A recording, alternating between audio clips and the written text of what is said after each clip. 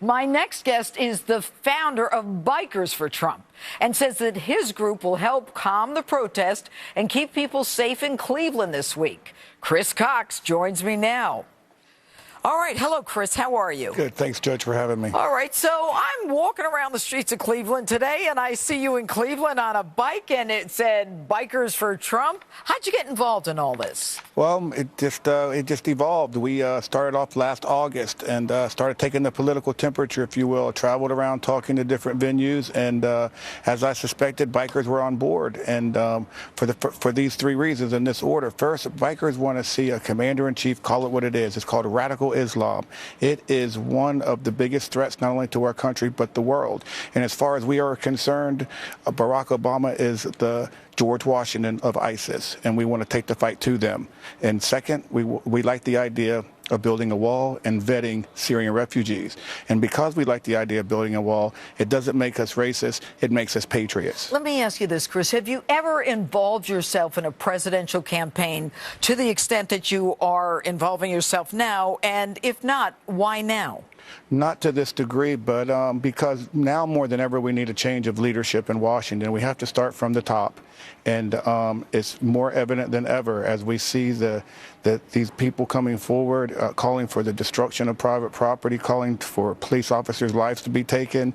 It's irresponsible. And we believe it is incumbent upon all who understand the value and the support of our veterans and our law enforcement, our first responders, that we must get behind them and to support them.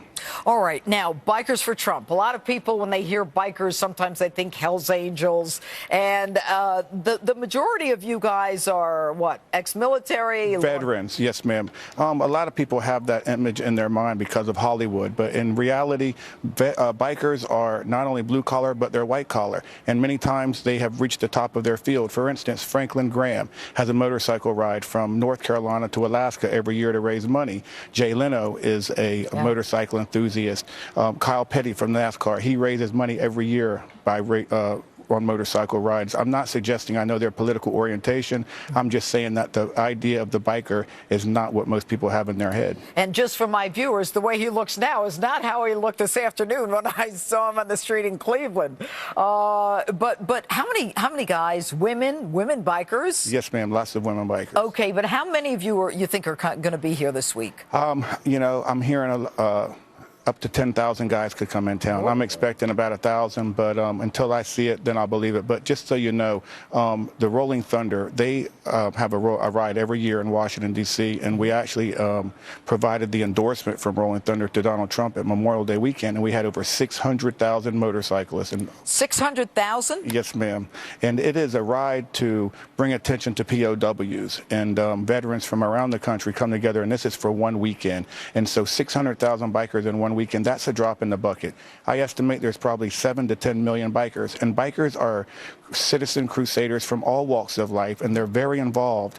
And if they're not raising money to put a house on a roof on the house of a veteran, they're raising money to put an engine or a transmission in his car, or they're having toy runs in December to make sure that children have... But now you're doing this for Donald Trump. Yes, ma'am. We're Bikers for Trump. And very quickly, because we got to wrap here, but you indicated that, you know, when you heard that there were certain people who were coming here that were going to try to protest, you're here to kind of rebut that.